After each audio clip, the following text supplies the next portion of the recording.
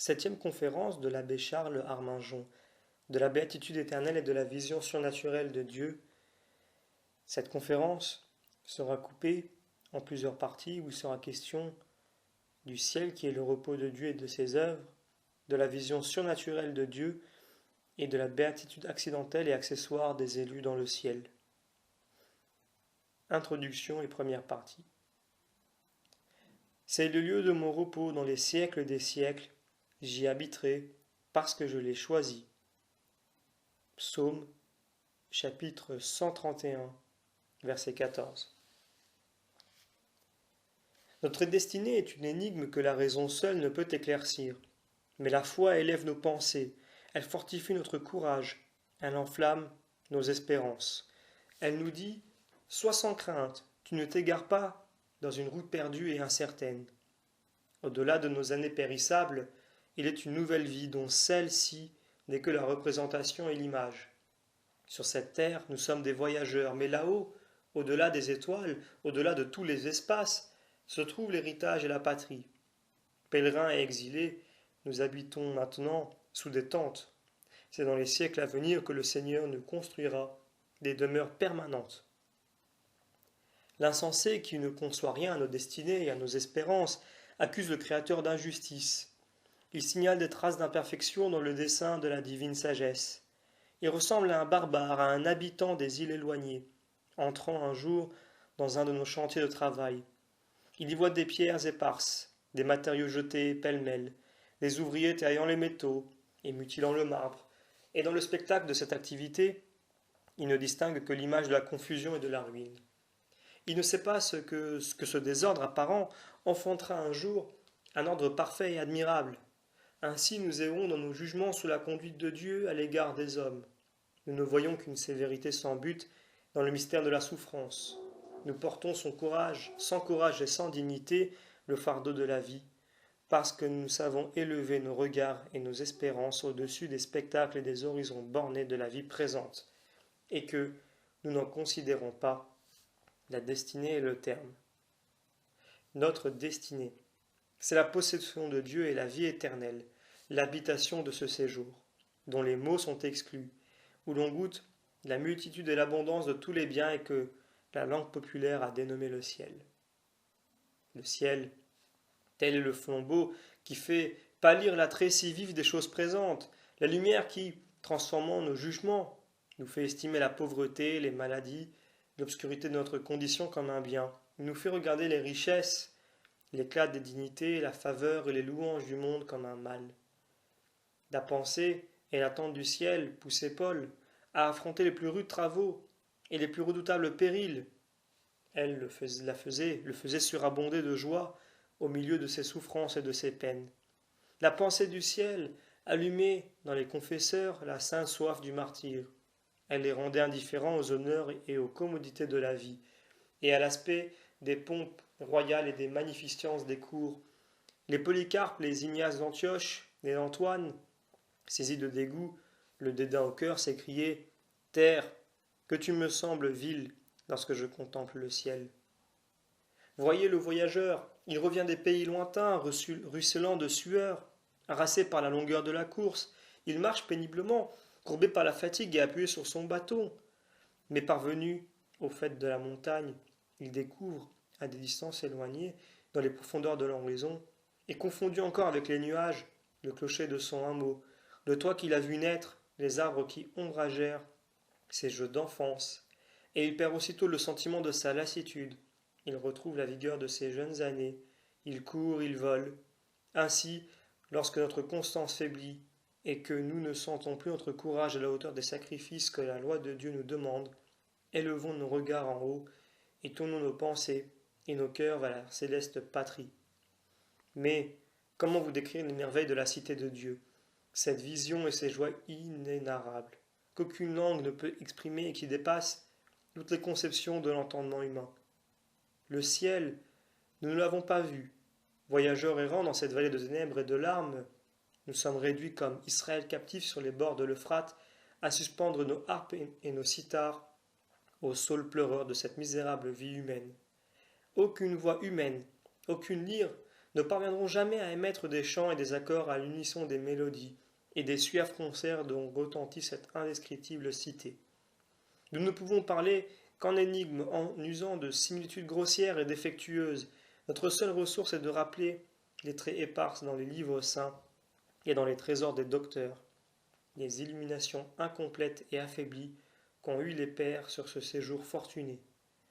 Espérons toutefois que la grâce divine, venant en aide à l'infirmité de notre intelligence, suppléera à l'insuffisance de notre parole et que, dans une certaine mesure, nous parviendrons à détourner les âmes des sollicitudes grossières, à les faire soupirer après la possession de l'éternelle patrie.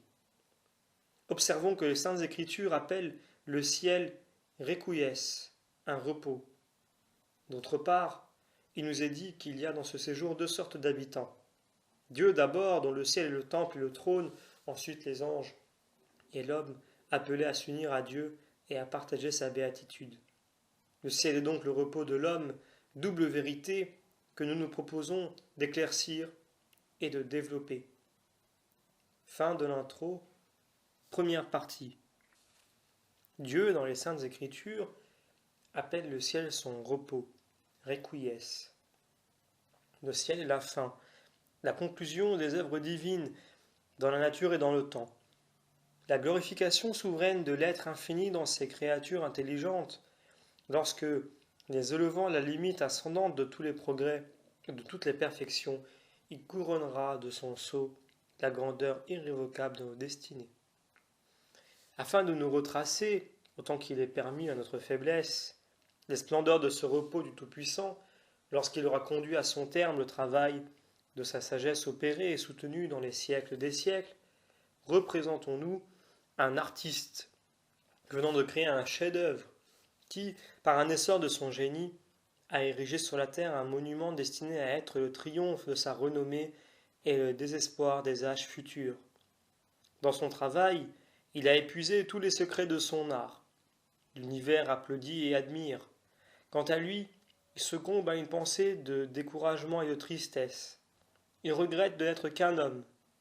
Dans le vol hardi de son inspiration, il a saisi une image, entrevue, une perfection, un idéal, qui ne peut traduire par aucune expression sur la toile glacée ou sur la pierre muette, et contre lesquelles se brise toute la hardiesse de son pinceau et toute la puissance de son art. Cet artiste, qui voit les foules ravies tomber à ses pieds, demeure pensif et triste au milieu de leurs louanges et de leurs acclamations. Il n'est pas satisfait et ne goûte pas de repos.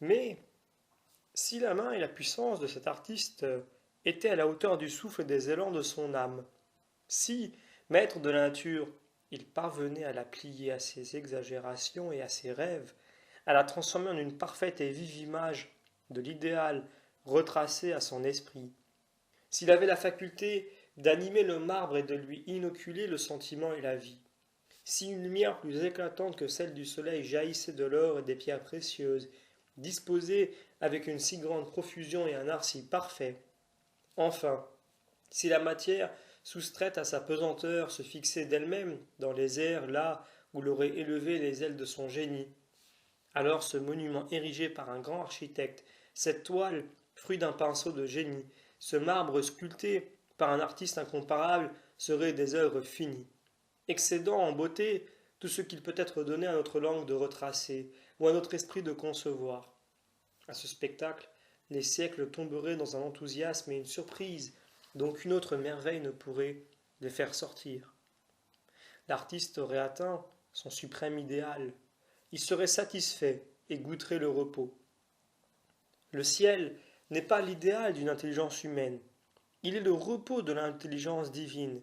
L'idéal est le chef-d'œuvre de Dieu, maître de tout, dont la puissance féconde le néant, qui par la vertu d'une parole peut faire éclore instantanément 1000 beautés dont nous n'aurions jamais eu le soupçon, 1000 mondes, auprès desquels la terre et le firmament sont moins que de la boue et une vile fumée.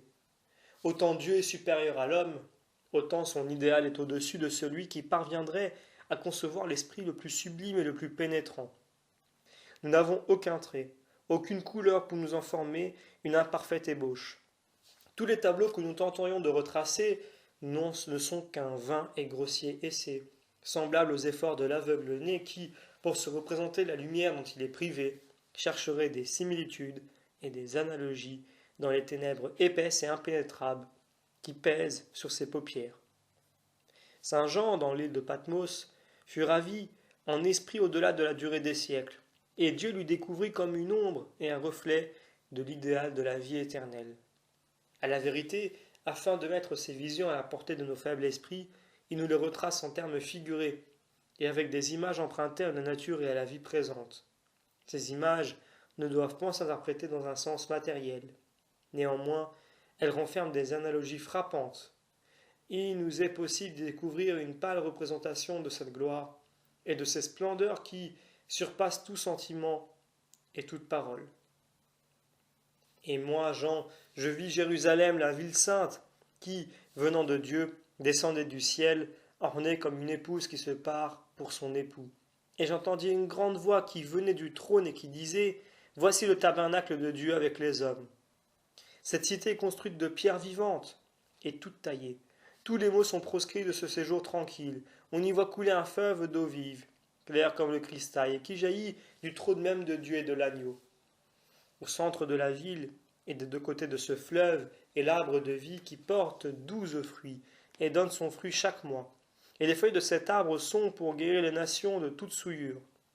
Et il n'y aura plus de malédiction. Mais le trône de Dieu et de l'agneau y sera et ses serviteurs le serviront. Et ils verront sa face et porteront son nom sur le front. Et il n'y aura plus de nuit et ils n'auront pas besoin de lampe ni de la lumière du soleil, parce que le Seigneur Dieu les éclairera, et ils régneront dans les siècles des siècles. Et voici qu'un trône était dressé dans le ciel, et celui qui était assis paraissait semblable à une pierre de jaspe et de sidoine. Et il y avait autour de ce trône un arc-en-ciel, qui paraissait semblable à une émeraude. Et autour du trône il y en avait 80 autres. Et sur ces trônes étaient assis 24 vieillards, vêtus de robes blanches, avec des couronnes sur leurs têtes. Et du trône sortaient des éclairs, des voix de tonnerre, et il y avait devant le trône 7 lampes ardentes, qui sont les 7 esprits de Dieu.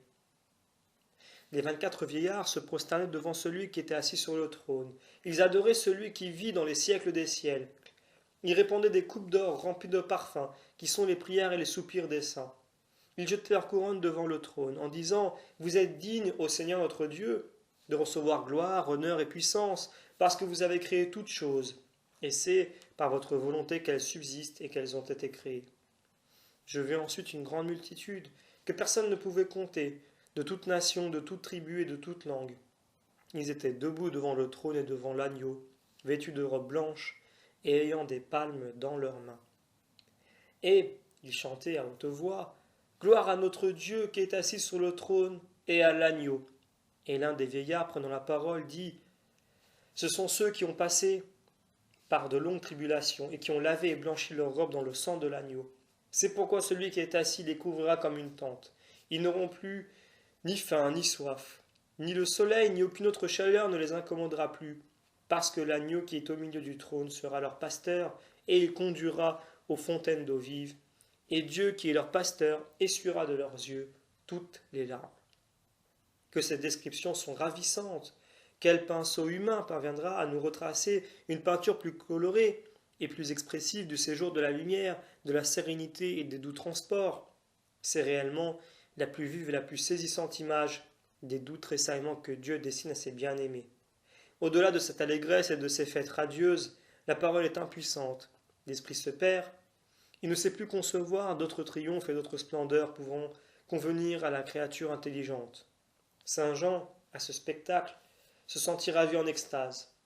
Dans son ivresse et son admiration, il se prosterna la face contre terre pour adorer l'ange qui lui découvrait d'aussi sublimes mystères. Dire toutefois que ces spectacles et ces harmonies sont l'idéal de Dieu, c'est outrager la bonté et la toute-puissance souveraine. La parole inspirée elle-même ne saurait atteindre des réalités qui franchissent les limites de la raison et excèdent toutes les forces et toutes les capacités de notre nature.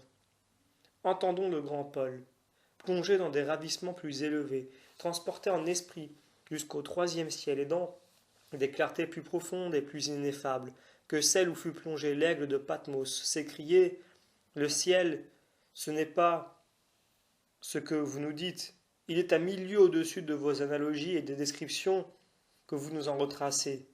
L'œil de l'homme n'a pas vu, son oreille n'a pas entendu, son cœur n'a pas pressenti ce que Dieu prépare à ceux qui l'ont aimé et servi sur cette terre.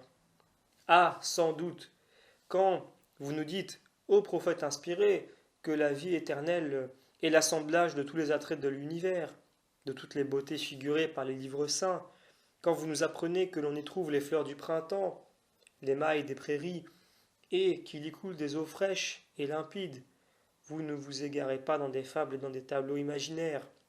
Le ciel, c'est cela en effet. Ce sont toutes nos richesses, tous nos agréments, tous nos accords, mais infiniment plus que toutes nos richesses, tous nos agréments et tous nos accords. Quand vous nous représentez les élus dans le ciel, subtils, immortels, impassibles, vêtus d'une lumière douce ou plutôt d'une gloire divine, qui s'incorporant en eux, les pénètre plus subtilement que le soleil ne pénètre le cristal le plus pur, vous ne vous abusez pas d'une illusion menteuse. Le ciel, c'est encore cela. Ce sont nos subtilités, nos lumières et nos gloires. Mais infiniment plus que nos subtilités, nos lumières et nos gloires.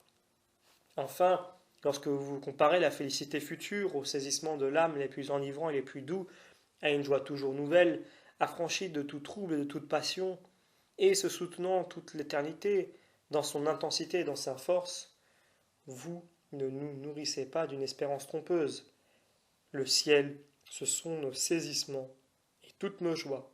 Mais nos saisissements et nos joies élevées au-delà de toute mesure, de tout exemple et de toute expression. L'œil de l'homme n'a rien vu, son oreille n'a rien entendu d'analogue ni d'approchant, et cela parce que les biens de Dieu nous préparent, excèdent tout ce que nos sens peuvent percevoir, tout ce que notre expérience parviendra à acquérir, toutes les pensées de notre esprit et les désirs qui s'élèveront jamais dans nos cœurs. Saint Bernard, Sermon 4, dit « Jamais l'homme n'a vu la lumière inaccessible, jamais son oreille n'a entendu les inépuisables symphonies, ni son cœur goûté cette paix incompréhensible. Là, ajoute saint Augustin, brille une lumière qu'aucun lieu ne peut circonscrire. Là retentissent des louanges et des chants qui ne sont limités par aucune durée. Il y a des parfums que les souffles de l'air ne dissipent pas, des saveurs qui ne s'affadissent jamais, des biens et des douceurs que ne suit aucun dégoût ni aucune satiété. Là, Dieu est contemplé sans intermission. Il est connu sans erreur d'esprit, loué sans lassitude et sans diminution. Le ciel est un royaume si beau, une béatitude si transcendante, que Dieu en a fait l'objet exclusif de ses pensées. Il rapporte à cette création, seule vraiment digne de sa gloire, l'universalité de ses œuvres. C'est à la consommation de la vie céleste que sont ordonnées la destinée et la succession des empires. L'Église catholique, avec ses dogmes, ses sacrements, sa hiérarchie. La foi nous enseigne que le secours divin de la grâce est indispensable à l'homme pour opérer la plus petite œuvre méritoire, telle qu'un signe de croix ou la simple invocation du nom de Jésus.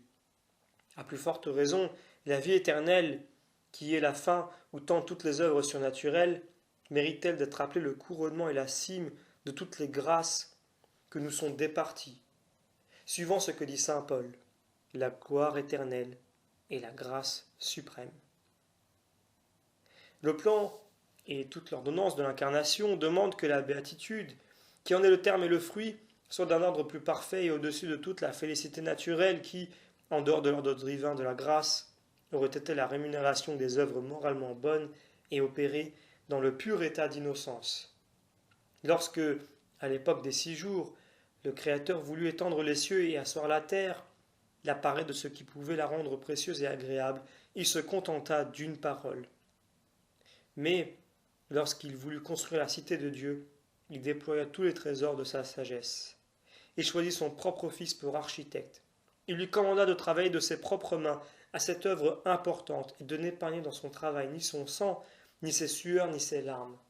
Il nous annonce que rien de souillé n'entrera dans le sanctuaire de toutes les justices. Il veut que les conviés aux noces éternelles se nourrissent de sa chair, s'abreuvent de son sang, qu'ils se transforment et élèvent les puissances et les aptitudes de leur âme, en se faisant comme une nature et un tempérament divin de cette vie. En un mot, dans l'édification de l'immortelle demeure, il descend à des soins infinis. Il épuise la profondeur de sa science. Il pousse la préparation jusqu'à l'excès.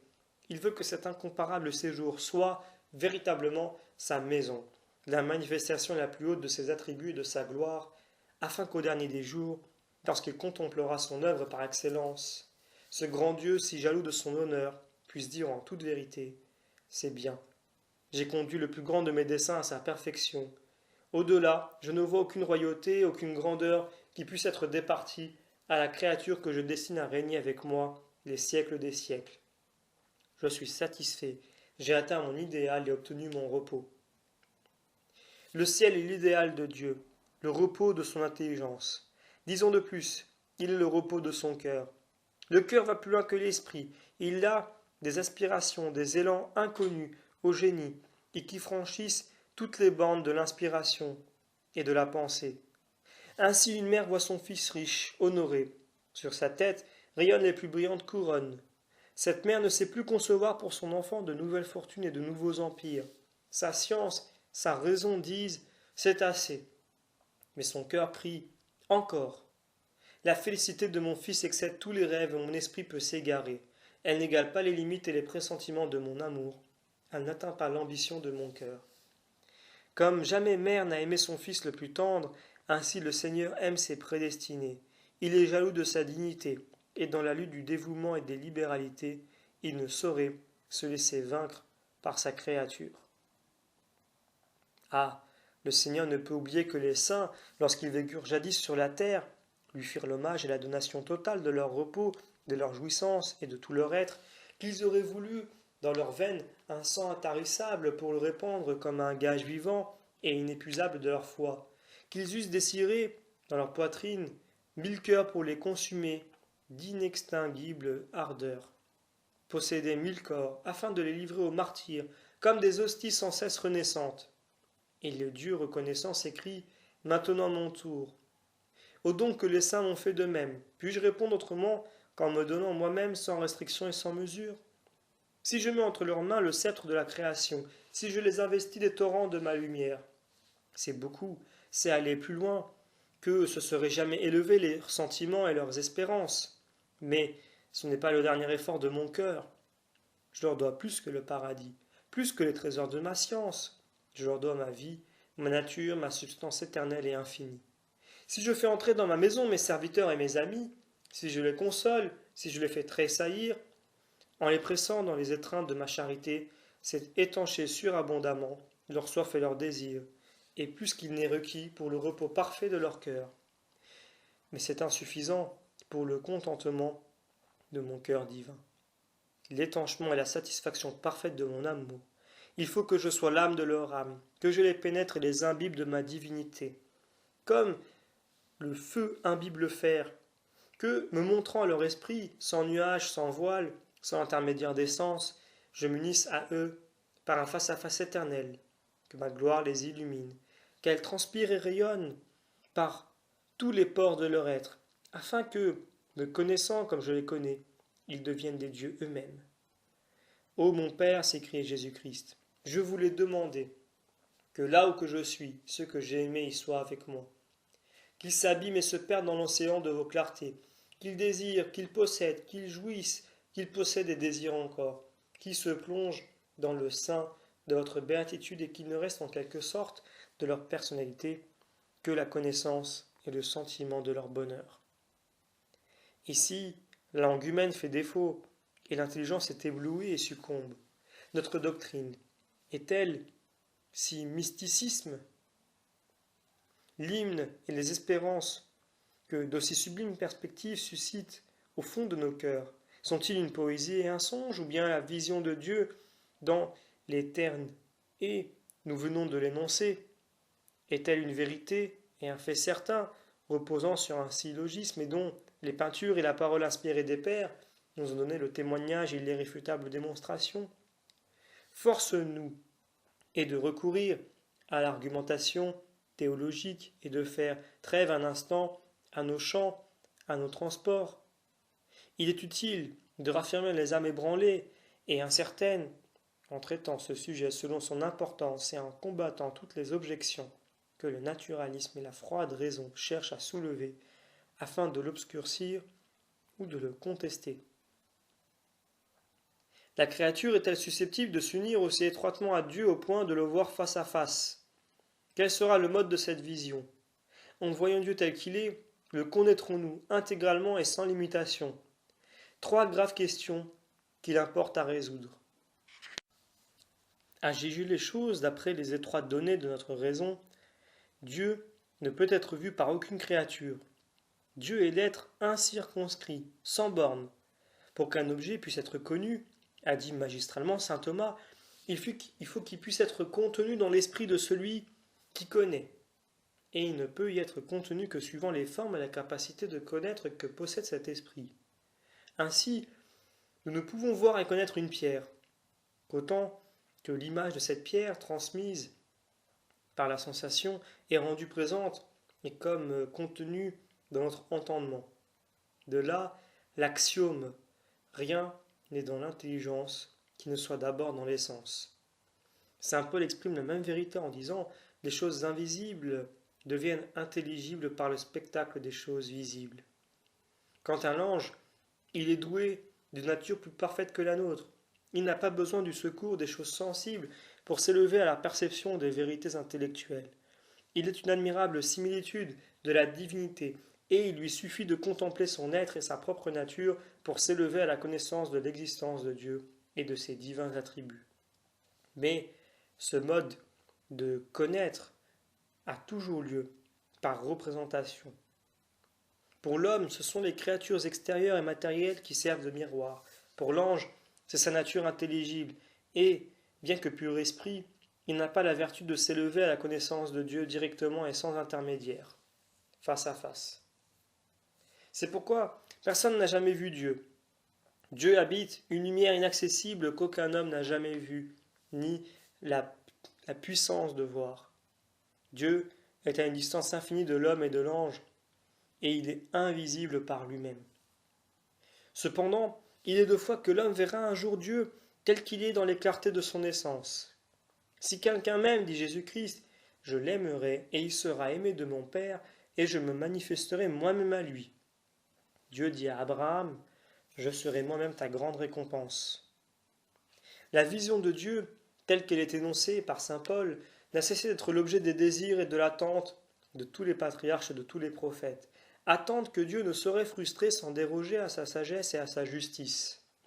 Toute âme pure de péché, dit le concile de Florence, est aussitôt admise dans le ciel et voit Dieu dans sa Trinité, tel qu'il est selon la mesure de ses mérites, l'une d'une manière plus parfaite, l'autre d'une manière moins parfaite. Le Saint Concile ajoute, cette vision de Dieu ne résulte aucunement des forces de la nature. Elle ne correspond à aucun désir et à aucune exigence de notre cœur. En dehors de la révélation, l'esprit humain n'en aurait pu concevoir aucun soupçon. La vie éternelle est le plus haut miracle, le mystère le plus sublime. Elle est la fleur épanouie ou, au mieux encore, le fruit de la grâce, dont, par la vertu de l'Esprit Saint, le Verbe incarné a planté le germe et la racine au centre de notre humanité. Et pour que nous puissions parvenir à la vie éternelle, il est nécessaire que Dieu imprime à notre esprit une nouvelle forme et lui surajoute une nouvelle faculté. Ajoutons au passant que la vision de Dieu, n'étant pas connaturelle à l'homme, la privation qui en est faite n'entraîne pas nécessairement la douleur des sens et la peine du feu. Ainsi, les enfants morts sans baptême ne sont pas admis à la vision de Dieu. Néanmoins, ils jouiront de Dieu dans une certaine mesure. Ils le connaîtront à l'aide de la lumière de leur raison, et ils l'aimeront d'un amour tendre, comme l'auteur de leur être et le dispensateur de tous les biens. La raison de cette doctrine découle de ce grand principe que l'homme, considéré en lui-même et dans l'état de pure nature, diffère de l'homme déchu par le péché autant que celui qui en diffère de celui que l'on a dépouillé de ses insignes, de ses prérogatives, par un châtiment et par une dégradation méritée. Par conséquent, tout homme ayant l'usage de l'intelligence et de la liberté est prédestiné à la vie éternelle, et il possède par le fait les aptitudes et les moyens pour atteindre cette sublime récompense. S'il ne l'obtient pas, il en ressentira une douleur immense, ayant perdu par sa faute le bien qui devait être son apanage et sa couronne. Mais les enfants morts sans baptême ne possèdent pas le germe de la gloire. Ils n'ont jamais pu en entrevoir le prix. Leur esprit, que le baptême n'a pas illuminé, ne possède aucune disposition, aucune aptitude les préparant à la vision des choses surnaturelles, pas plus qu'un animal n'a de capacité à être éclairé des lumières de la raison et à saisir les vérités mathématiques et spéculatives. C'est donc une inconséquence d'admettre qu'ils souffriront de la privation de biens auxquels par nature ils n'étaient pas destinés. Ces enfants, morts sans baptême, ne seront pas séparés de Dieu totalement. Ils lui seront unis dans ce sens qu'ils atteindront leur fin naturelle et verront Dieu autant qu'il est possible de le voir par l'intermédiaire des êtres extérieurs, dans la mesure où il se révèle à travers les merveilles et les harmonies de la création. Précieuse doctrine qui concilie à la fois la divine justice et la divine bonté, consolation bien douce pour les mères chrétiennes qui pleurent leur enfant mort par un accident de nature et sans être régénérés par le sacrement de rédemption. L'homme verra Dieu face à face, mais par quel mode s'opérera cette vision? Il est de foi que nous ne le verrons pas par représentation et par une image formée dans nos esprits. Il est aussi de foi que nous ne nous élèverons pas à sa connaissance par le secours du raisonnement et par voie de démonstration, de la manière dont ici-bas nous saisissons les vérités universelles et abstraites. Il est certain encore que nous ne le verrons pas partiellement et avec diminution, comme les objets éloignés dont ne nous découvrons pas toute la face, et que nous n'apercevons qu'imparfaitement et par certains côtés. Dieu ne saurait être vu de cette sorte. Il est un être simple et n'a pas de partie. Il est tout entier dans le brin d'herbe, dans l'atome. Et quand nous disons qu'il est présent dans tous les espaces et dans tous les lieux, notre esprit s'abuse. Dieu n'est dans aucun lieu, mais dans tous les espaces et dans tous les lieux sont en lui. Il n'est dans aucun temps, mais son éternité consiste dans un instant indivisible où sont contenus tous les temps. Or, nous le verrons, tel qu'il est dans sa simplicité, dans sa triple personnalité, et comme nous voyons le visage d'un homme ici-bas. Cette vision s'effectuera par une impression immédiate de l'essence divine dans l'âme et à l'aide d'une lumière surnaturelle appelée les lumières de la gloire. Suarez la définit ainsi: une qualité créée et une vertu intellectuelle et supérieure infuse dans l'âme qui lui donnera l'aptitude et la puissance de voir Dieu. Cette lumière de la gloire transformera l'homme, dit saint Denis. Elle le déifiera en lui imprimant le sceau et l'effigie de la céleste beauté. Et elle le rendra semblable au Père. Elle dilatera, elle agrandira la capacité qu'a l'âme de connaître à un tel point qu'elle deviendra susceptible d'appréhender le bien immense et illimité. De même qu'à la faveur de la lumière du ciel, l'œil voit la variété des choses sensibles, et peut, pour ainsi dire, embrasser de son regard l'étendue de l'univers. De même qu'à l'aide de la lumière de la raison, il connaît sa raison elle-même et les vérités intellectuelles, ainsi plongé dans la lumière de la gloire, il aura l'infini pour domaine et embrassera en un sens Dieu lui-même. L'Écriture nous apprend que la lumière de la gloire est la lumière de Dieu. Par elle, notre âme sera tellement imbibée des clartés de la présence divine qu'on pourra dire en un sens avec saint Augustin qu'elle connaît non plus de sa connaissance à elle, mais de la connaissance de Dieu même, qu'elle voit non plus de sa vue si faible et si bornée, mais de la vue de Dieu même.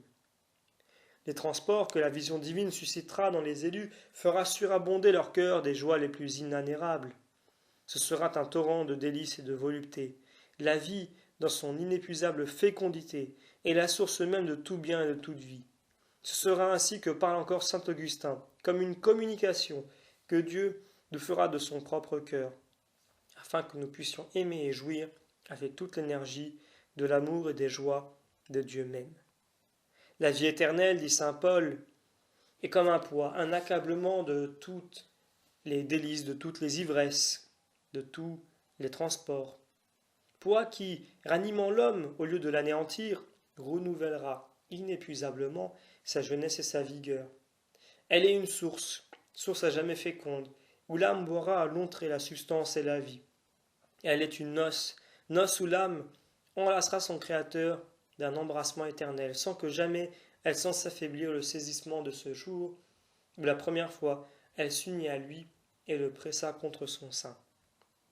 Et cependant, les élus qui verront Dieu n'en auront pas la compréhension, car, enseigne le Concile de Latran, Dieu est incompréhensible pour tout esprit créé. Nous verrons Dieu tel qu'il est, les uns plus, les autres moins, suivant nos dispositions et nos mérites. Et cependant, nous ne pourrions enseigner théologiquement que la Vierge Immaculée elle-même qui voit Dieu plus clairement et plus parfaitement que tous les anges et tous les saints réunis, puisse parvenir à le voir et à le connaître dans une mesure adéquate. Dieu est infini. Et tout ce que l'on peut dire, c'est que la créature le voit tel qu'il est. Et cependant, elle ne le voit pas en ce sens que ce qu'elle parvient à découvrir de ses perfections n'est rien auprès de ce que l'être éternel contemple lui-même dans la splendeur de son Verbe et en union de son amour avec l'Esprit Saint. S'il nous était permis de nous servir d'une image grossière et incomplète, car il ne faut pas l'oublier, toutes les similitudes empruntées aux choses sensibles perdent toute proportion et toute analogie lorsqu'on les transporte dans le domaine de la vie incréée. Nous dirions que par rapport à Dieu, les élus sont comme un voyageur. Debout sur les rives de l'océan, le voyageur sait ce que c'est que l'océan. Il voit de ses yeux l'océan, qui s'étend et se déroule dans l'immensité. Il dit « J'ai vu l'océan », et cependant, il y a des récifs, des îles éloignées qu'il ne découvre pas. Il n'a pas embrassé toutes les rives et tous les contours de l'océan. Ainsi, la contemplation de Dieu ne sera pas l'immobilité, mais elle sera surtout l'activité, une marche toujours ascendante, où se trouvent concentrés, par une ineffable alliance, le mouvement et le repos. Pour mieux comprendre ceci, figurons-nous un savant, à qui la nature aurait donné des ailes.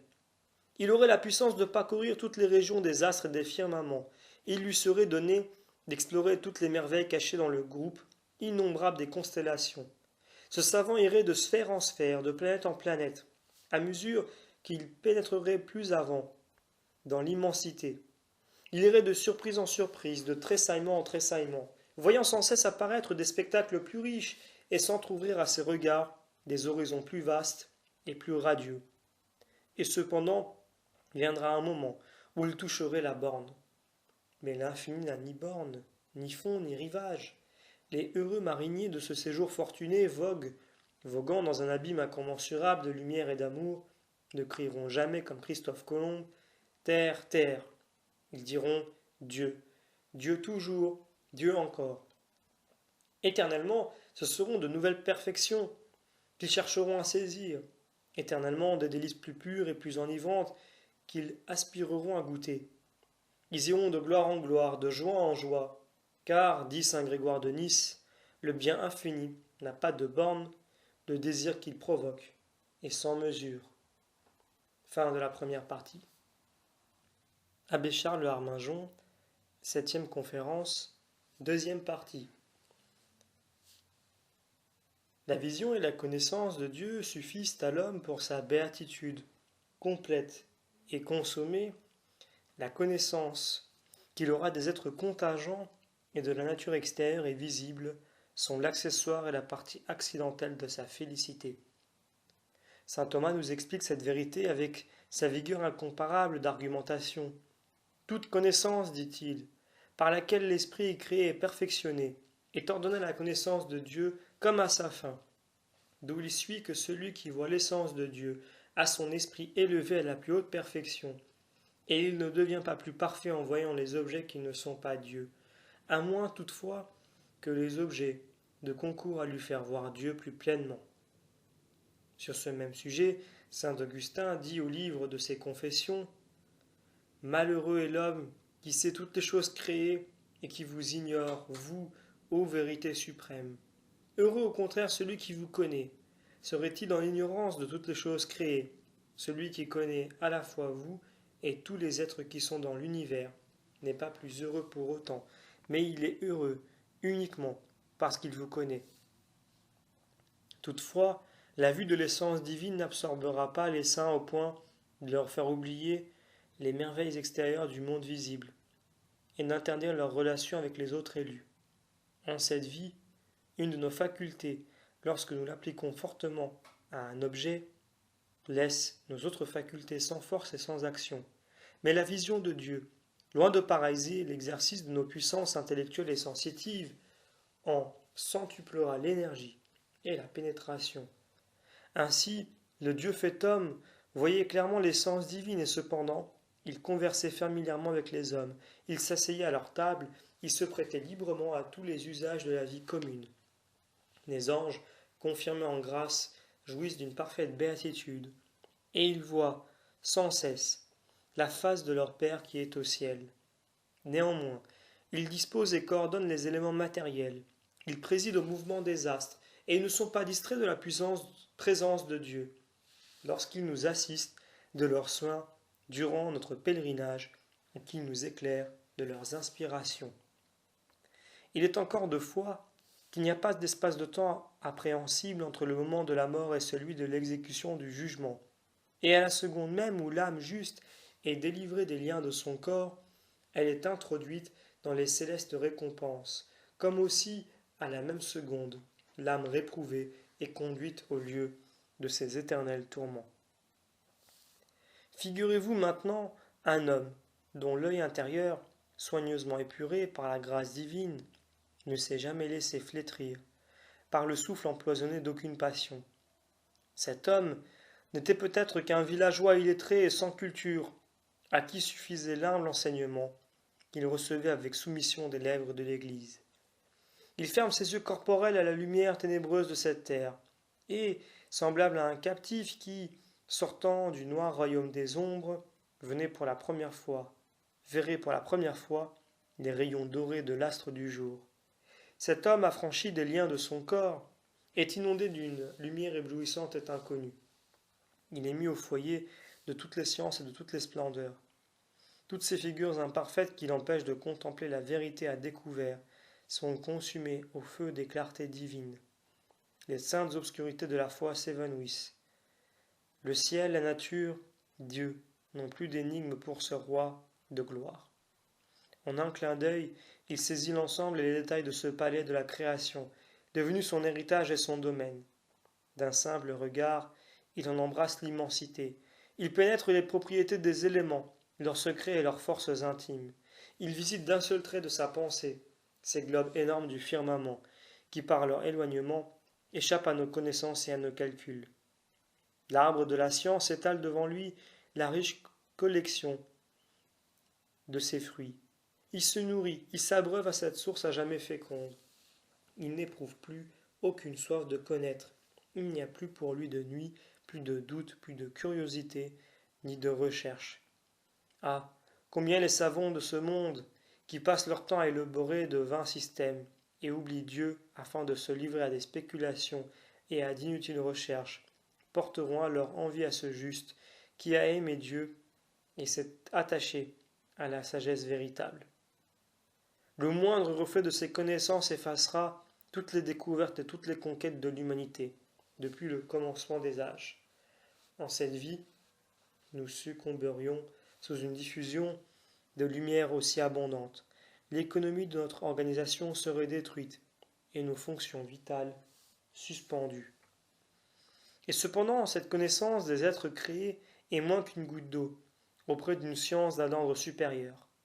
L'esprit des élus entre en communication avec le monde des esprits. Il voit la beauté des âmes bienheureuses, illuminées de la ressemblance divine, parées de la charité et du cortège des vertus, comme d'une robe nuptiale. Il voit les chérubins enflammés de leur ardeur, les principautés et les dominations avec leur force, les séraphins, munis des ailes immatérielles dont ils se couvrent devant la majesté de l'agneau. Sans le secours de sons et de la parole sensible, ils s'entretiennent avec eux d'une conversation ineffable. Leur corps lumineux, subtil, impassible, n'oppose aucune entrave à l'activité de l'intelligence et à l'exercice de ses facultés.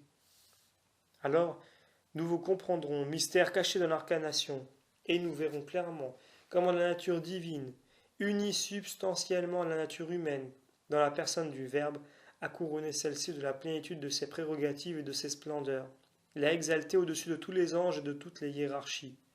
Alors, elle cessera d'être incompréhensible pour nous. Votre maternité auguste, ô Vierge Marie, et unie au cœur des anges, nous vous proclamerons bienheureuse, bénissant les trésors de sanctification de votre cœur immaculé. qu'il sera doux de contempler d'une seule vue et d'un seul trait toutes les merveilles du Dieu très haut dans l'ordre de la nature, comme dans l'ordre de la grâce et de la gloire. C'est alors que, dans leur ravissement, les élus uniront leurs chants et s'écrieront en chœur que vous êtes admirables dans vos œuvres, ô mon Dieu. Maintenant, l'univers est devenu un temple où se trouve retracé, en caractères éclatants et indélébiles, l'excellence et la sublimité de votre nom. Bénédiction, honneur, sagesse et force à notre Dieu dans les siècles des siècles. Le ciel est le repos de l'intelligence de l'homme, il est le repos de sa volonté et de ses affections.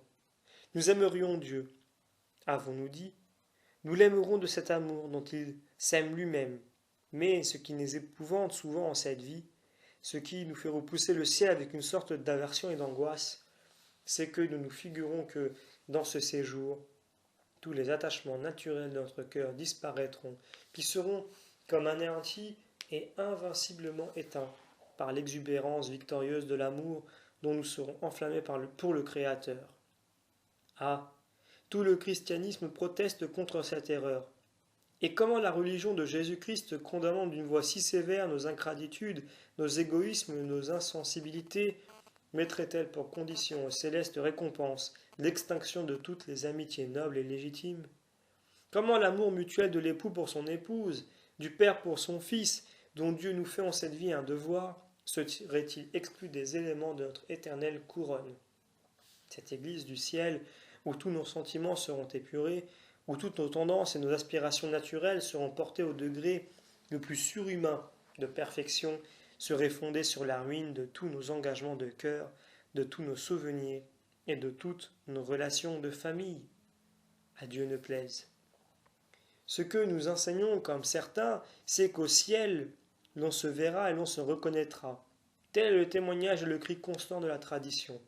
En Afrique, saint Cyprien, né dans le paganisme et élevé après sa conversion au siège de Carthage, se sentant destiné au martyre, encourage les fidèles à braver comme lui la mort et la leur signale comme un don et une bénédiction du ciel. Hâtons-nous donc, dit-il, et courons pour voir notre patrie et saluer nos frères.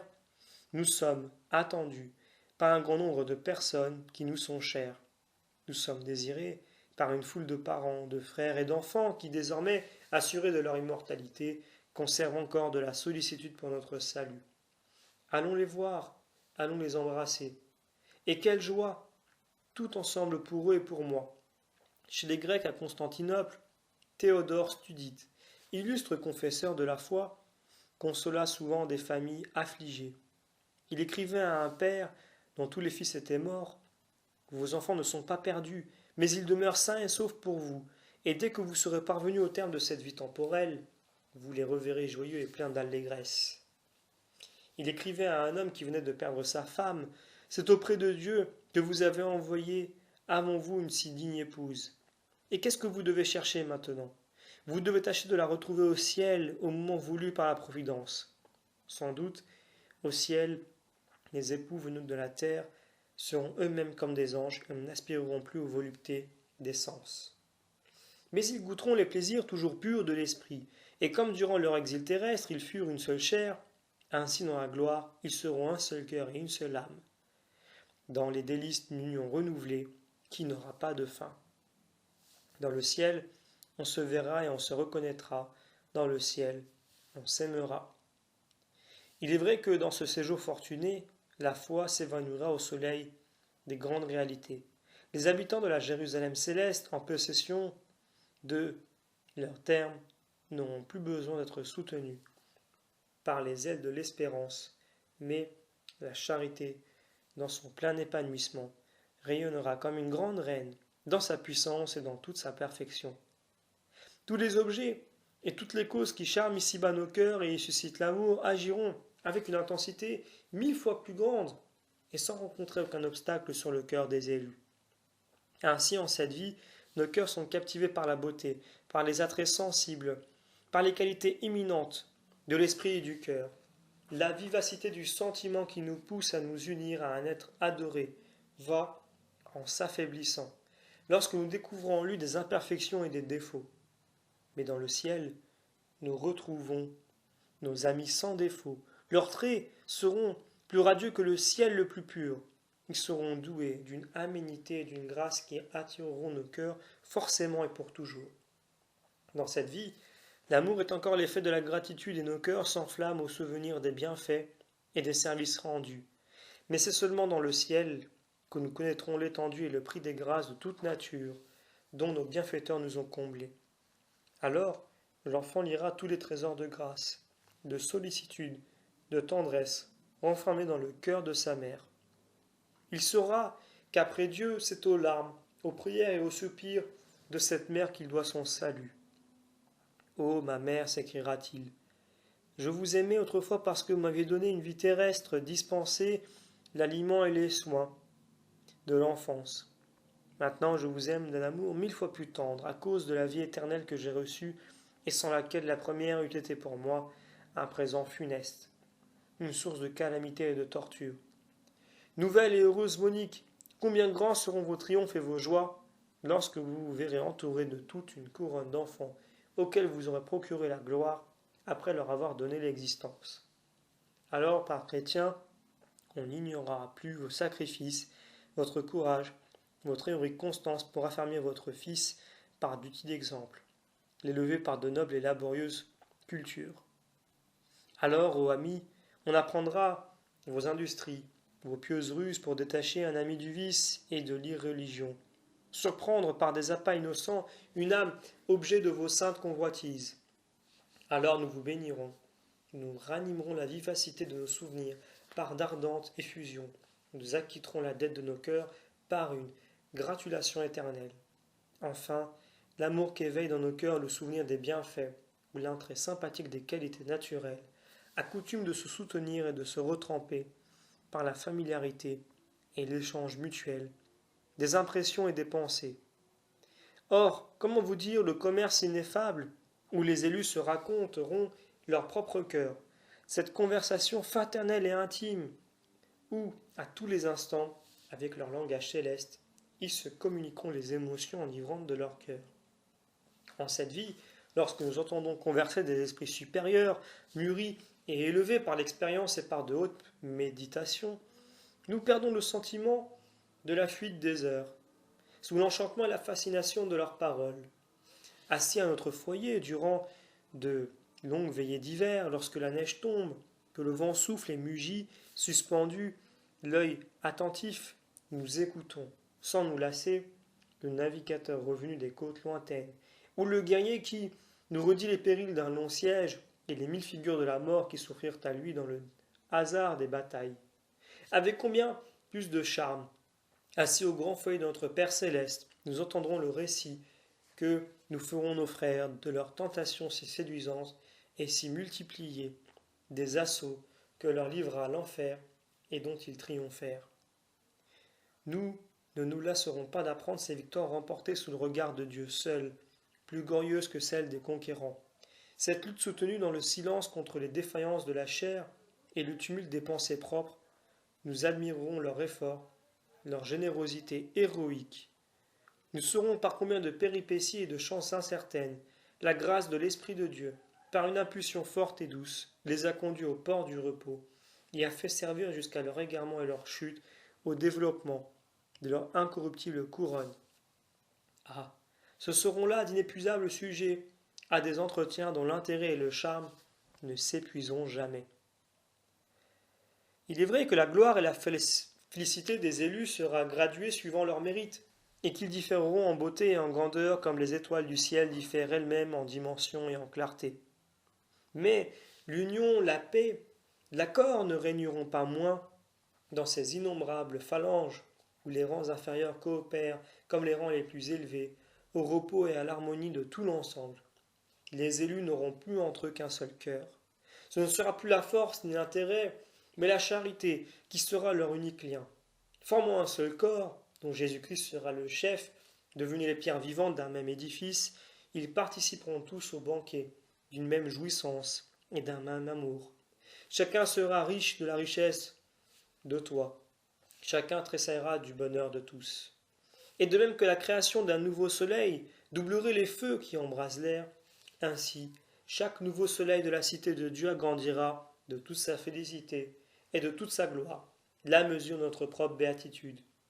Et de même encore que des miroirs, mis en regard les uns des autres, ne s'appauvrissent pas par l'émission mutuelle de leurs rayons, mais les images se multiplient, et chacun de ces miroirs réfléchit à son foyer, la lumière et les objets dépeints au foyer de tous.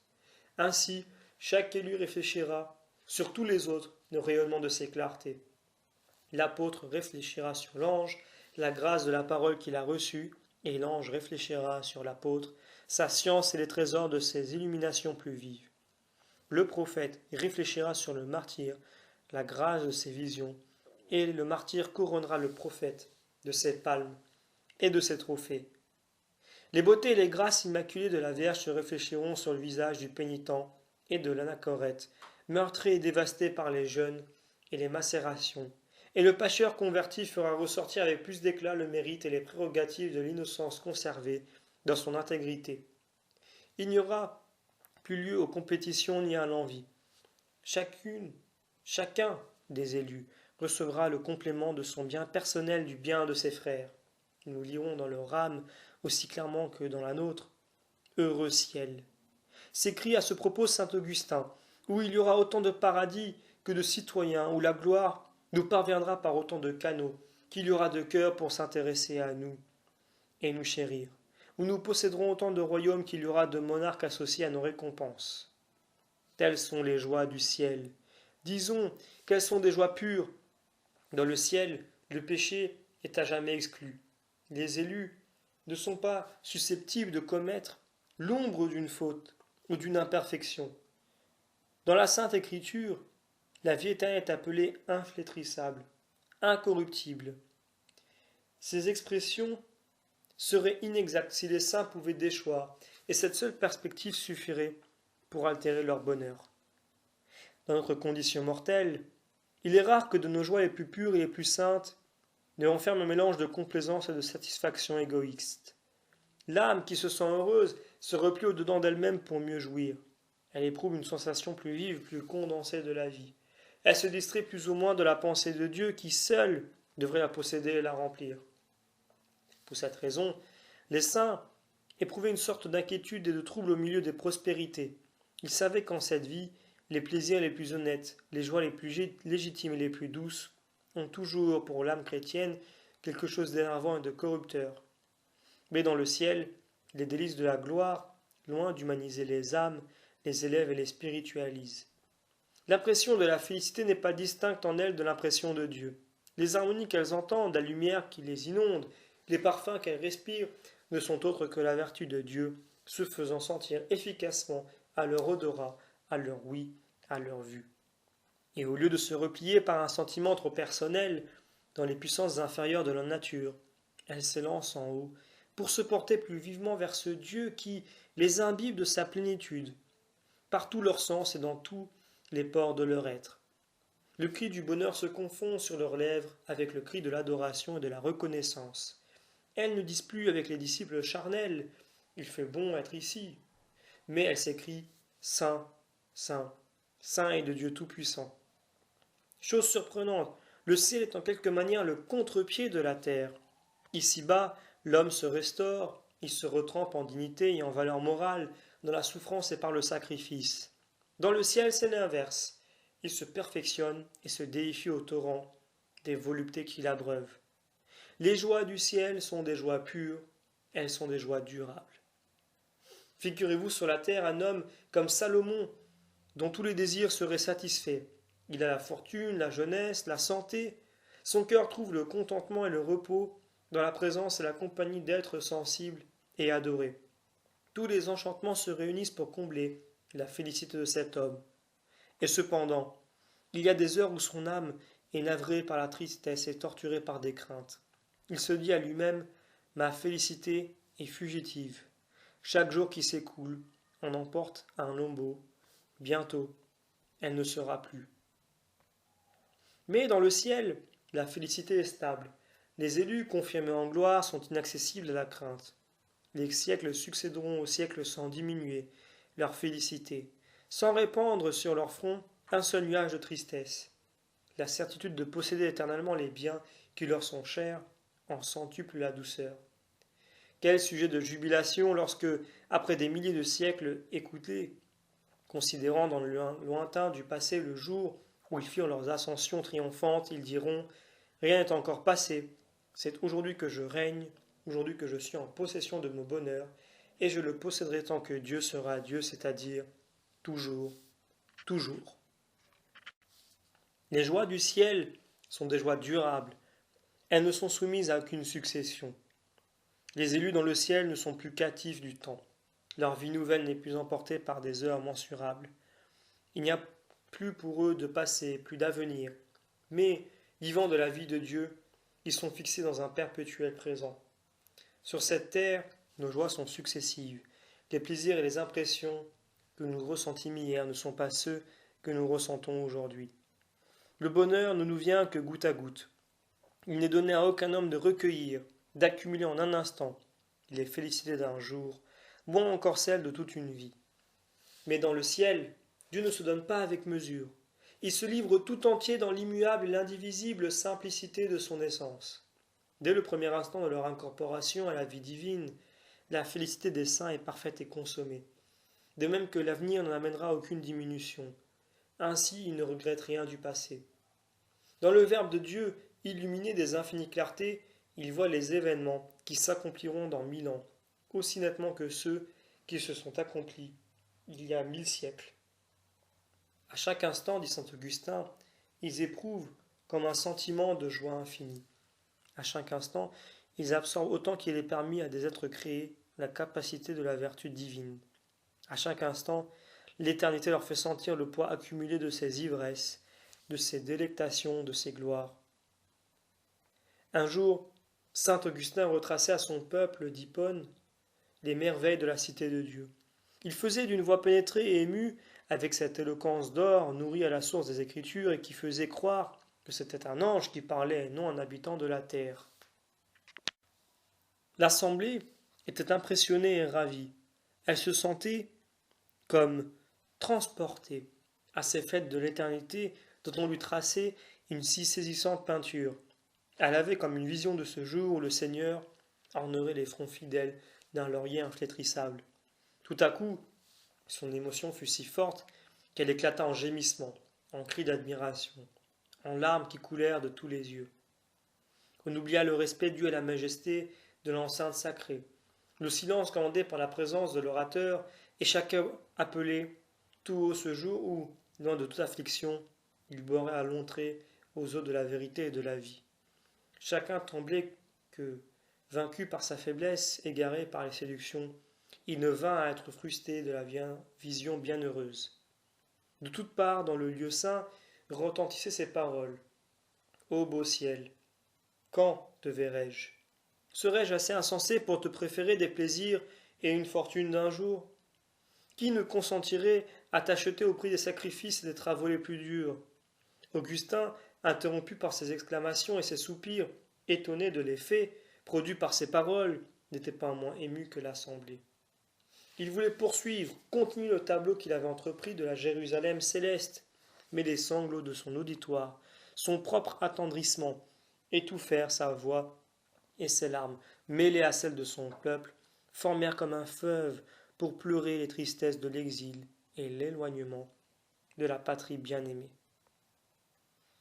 Ô saint pontife, que je voudrais avoir sur mes lèvres vos pathétiques accents.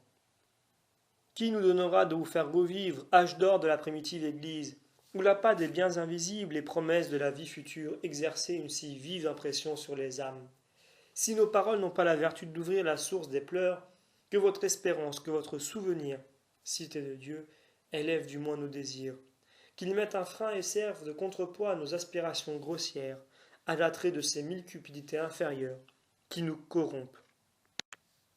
Ah, nous aimons la puissance et la gloire, nous voudrions être présents et commander en tout lieu.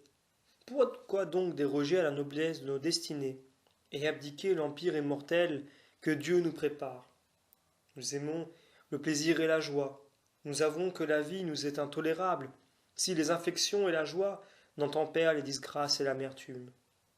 Et pourquoi alors dédaigner l'unique, vrai bonheur, vouloir que la source de tout plaisir et de toute joie se tarisse pour nous, avec la vie présente? Que les hommes, dont toutes les espérances sont tournées aux choses de la terre, demandent à la nature le tribut illimité de ses dons, qu'ils cherchent leur jouissance et leur gloire dans les perfectionnements indéfinis de la matière, qu'ils s'estiment heureux, parce que 1000 mains sont en travail pour le servir, que 1000 machines et 1000 instruments sont en jeu pour traduire et exécuter leurs conceptions et leurs fantaisies. C'est bien, dit saint Grégoire le Grand, s'amoindrissent, ces objets perdent leur illusion et deviennent méprisables, lorsque l'on considère la nature et l'immensité des récompenses qui nous sont promises. Les biens terrestres, mis en proportion avec la félicité d'en haut, cessent de paraître un avantage. Ils ne sont plus qu'un poids et une douloureuse servitude. La vie temporelle, auprès de la vie éternelle, ne mérite pas le nom de vie, mais celui de mort. Mais habiter la cité supérieure, être mêlé au cœur des anges, assister de concert avec les anges, l'Éternel sur son trône, être entouré d'une lumière qui n'est pas elle-même circonscrite, posséder une chair spirituelle et incorruptible, ce n'est plus l'infirmité, c'est la royauté, l'abondance de la vie. Ah, si notre esprit s'enflamme à la pensée de tant de richesse et de magnificence, s'il aspire à s'envoler dans les lieux où le bonheur est sans bornes, souvenons-nous que de grandes récompenses ne s'acquièrent que par de grands combats, et que nul ne sera couronné s'il n'a vaillamment combattu. Réjouissons-nous donc, avec le prophète, de ce qu'une parole nous a été dite. J'irai dans la maison du Seigneur. Mais que nos cœurs ne se laissent point attacher à la vue des choses sensibles, que nos pieds soient toujours debout dans l'attente de vos célestes parvis, ô Jérusalem. Jérusalem, qui êtes bâtie comme une ville. Quand assisterons-nous à vos solennités pompeuses? Quand serons-nous réunis à cette pierre angulaire qui est le fondement, la force et le lien de notre édifice? Déjà, des tribus innombrables, des légions d'apôtres, de prophètes, de martyrs et de vierges, des justes en toutes conditions et de tout état, ont franchi les parvis de votre enceinte. Que leur sort est désirable, ils sont délivrés de nos tentations et de nos embarras et de nos misères. Assis sur des trônes qui se sont eux-mêmes dressés, et ils ont bâti sur la vérité et sur la justice, fidèles et dévoués à leur chef jusqu'à mourir. Ils ont mérité de partager avec lui l'héritage de la maison de David. Voilà la seule ambition qui nous soit permise. Tout ce qui n'est pas Jérusalem est indigne de nous. Nous demandons que le bien et la paix qu'elle renferme. Ne songeons qu'au ciel, ne cherchons que le ciel, n'amassons que pour le ciel, ne vivons que pour le ciel. Encore quelques instants, et tout ce qui doit finir ne sera plus. Encore quelques efforts, et nous serons au terme. Encore quelques combats, et nous toucherons à la couronne. Encore quelques sacrifices, et nous serons dans Jérusalem, où l'amour est toujours nouveau, et où il n'y aura d'autres sacrifices que la louange et la joie. Amen. Fin de la 7e conférence.